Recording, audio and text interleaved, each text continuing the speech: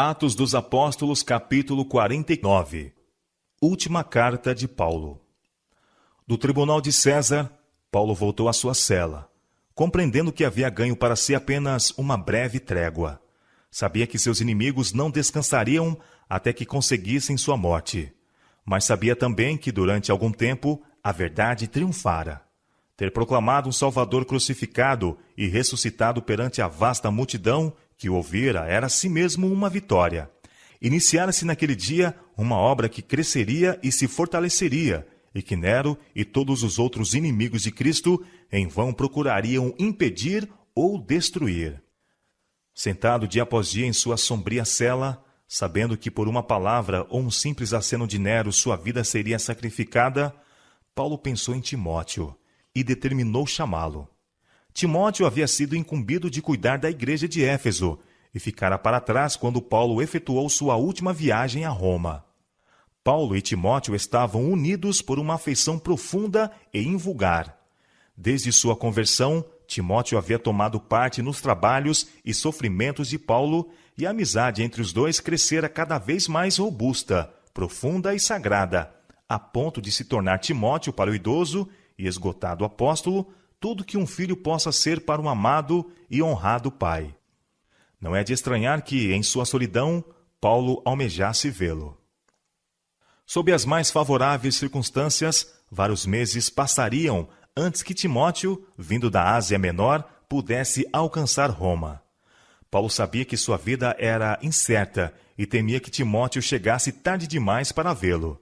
Tinha importantes conselhos e instruções para o jovem, a quem havia sido confiada tão grande responsabilidade.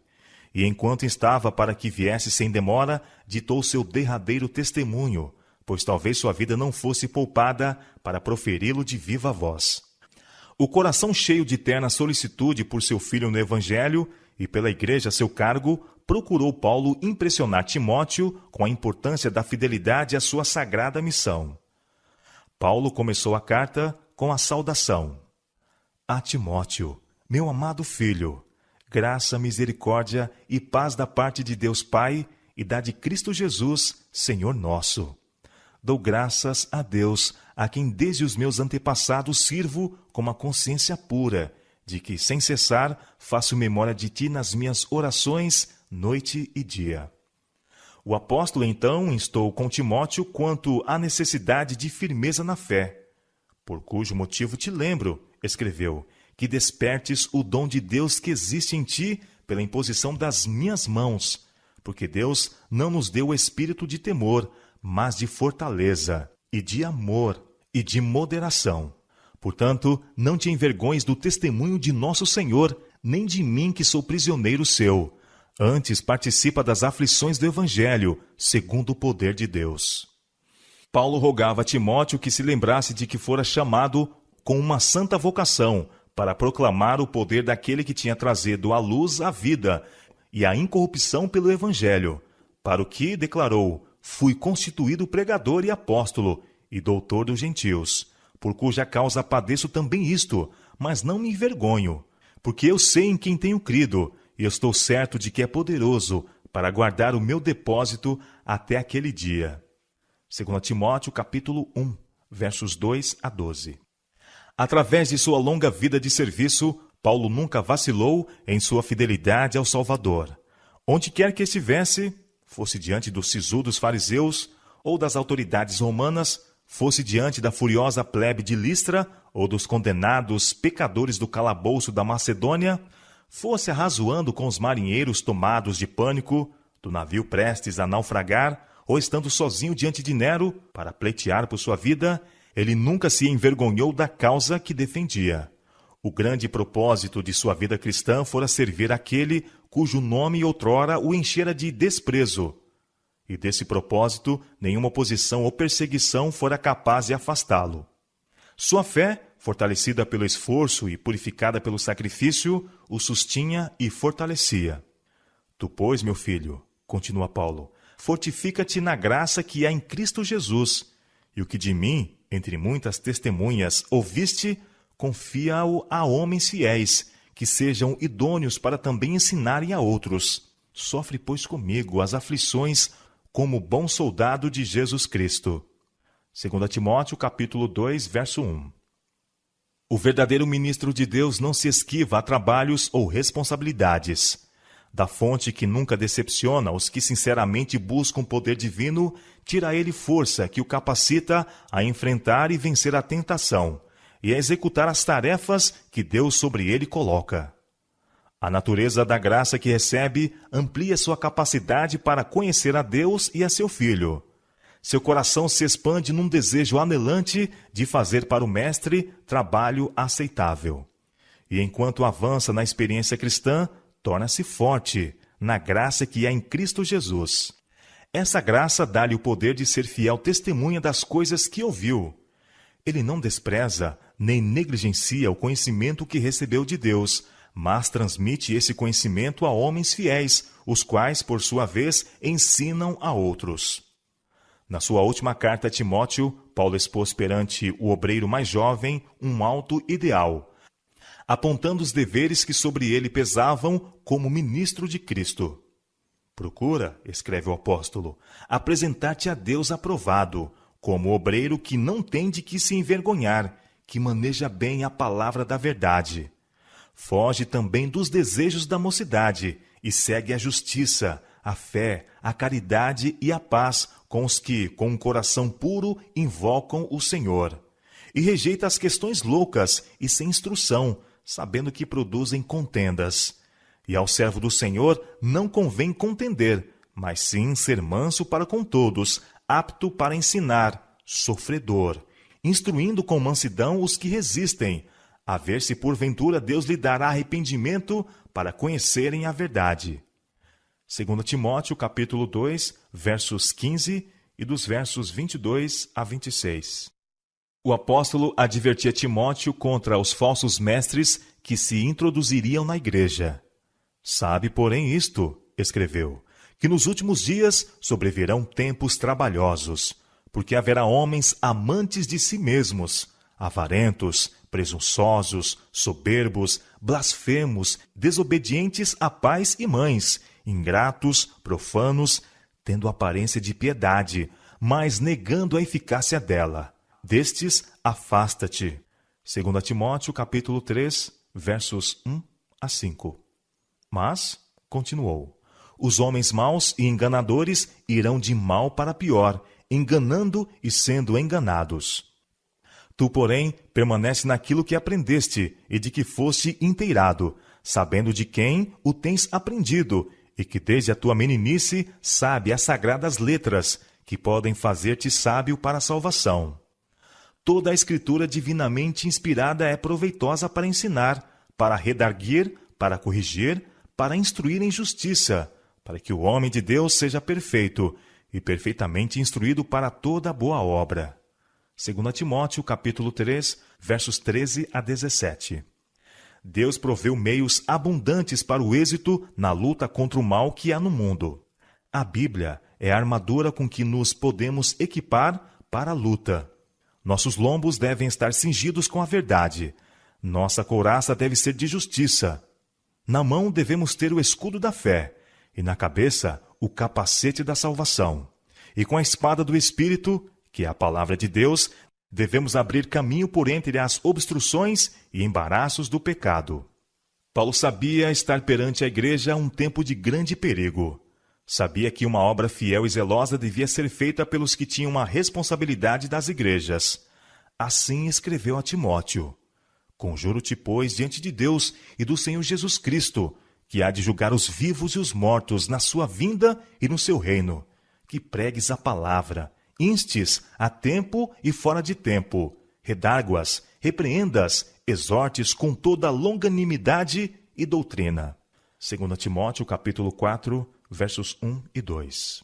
Essa solene incumbência, alguém tão zeloso e fiel como era Timóteo, é um forte testemunho da importância e responsabilidade da obra do ministro do Evangelho.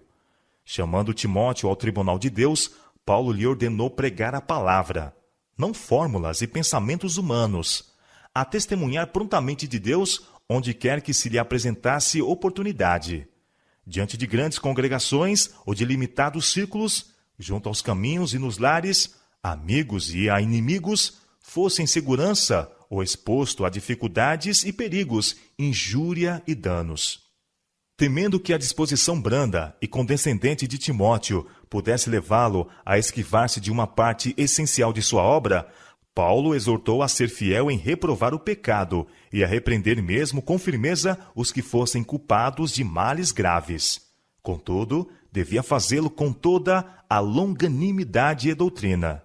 Devia ele revelar a paciência e o amor de Cristo, tornando claras suas reprovações e reforçando-as pelas verdades da palavra. Odiar e reprovar o pecado e, ao mesmo tempo, mostrar piedade e compaixão pelo pecador é uma difícil tarefa. Quanto mais ardentes forem nossos próprios esforços para manter a santidade do coração e da vida, tanto mais aguda será a nossa percepção do pecado e mais decidida a nossa desaprovação de qualquer desvio do direito. Precisamos guardar-nos contra a indevida severidade no trato com os que erram. Mas precisamos também ser cuidadosos para não perder de vista a excessiva malignidade do pecado. A necessidade de mostrar-se paciência e amor semelhantes ao de Cristo, pelo que erra. Mas há também o perigo de se mostrar tão grande tolerância pelo seu erro que ele se considerará não merecedor de reprovação e a rejeitará como inoportuna e injusta. Os ministros do Evangelho, às vezes, causam grande dano, permitindo que sua tolerância pelo que erra degenere em intolerância pelos pecados e mesmo participação deles. Assim são levados a desculpar e passar por alto o que Deus condena, e depois de certo tempo tornam-se tão cegos que chegam a louvar aqueles a quem Deus manda reprovar. Aqueles que têm suas percepções espirituais embotadas pela pecaminosa tolerância por aqueles a quem Deus condena, em breve estarão cometendo o maior pecado pela severidade e rudeza no trato com aqueles aos quais Deus aprova. Por se orgulharem de humana sabedoria, por menosprezarem a influência do Espírito Santo e por aversão às verdades da palavra de Deus, muitos que professam ser cristãos e que se imaginam competentes para ensinar a outros serão levados a voltar as costas aos requisitos de Deus. Paulo declarou a Timóteo: porque virá tempo em que não sofrerão a sã doutrina, mas tendo comichão nos ouvidos, amontoarão para si doutores conforme as suas próprias concupiscências, e desviarão os ouvidos da verdade, voltando às fábulas. 2 Timóteo, capítulo 4, versos 3 e 4.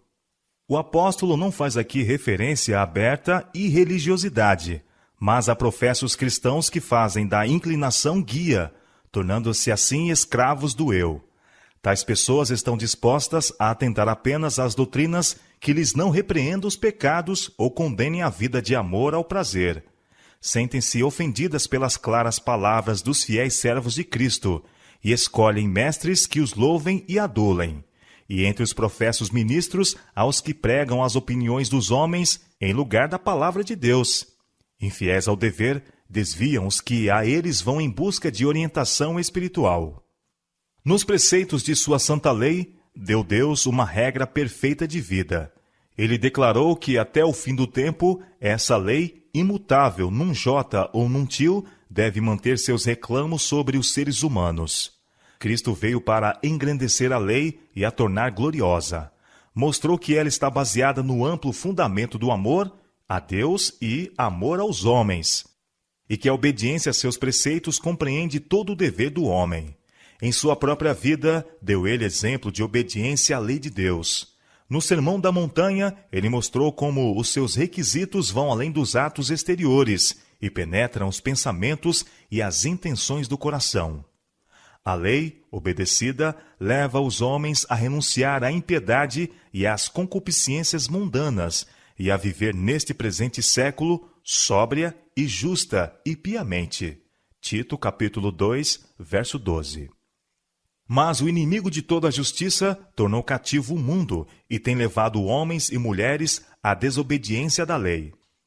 Conforme previu Paulo, multidões têm se desviado das claras e esquadrinhadoras verdades da palavra de Deus e escolhido ensinadores que lhes apresentam as fábulas que desejam.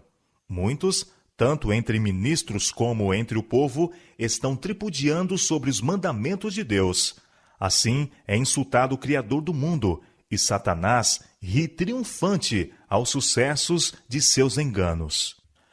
Com o crescente desprezo pela lei de Deus, há uma progressiva aversão pela religião, um avultar-se do orgulho, do amor aos prazeres, da desobediência aos pais e da tolerância consigo mesmo. E homens pensantes em todas as partes estão interrogando ansiosos: que se pode fazer para corrigir esses alarmantes males?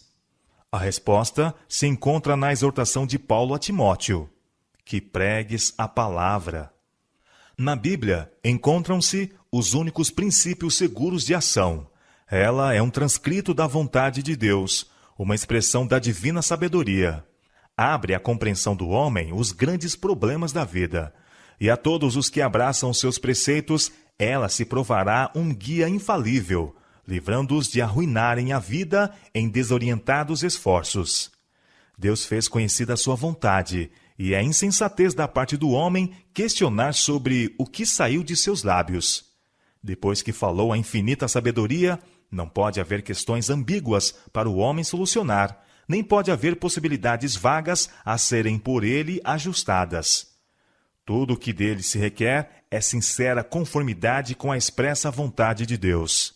A obediência é o mais alto ditame da razão, bem como da consciência.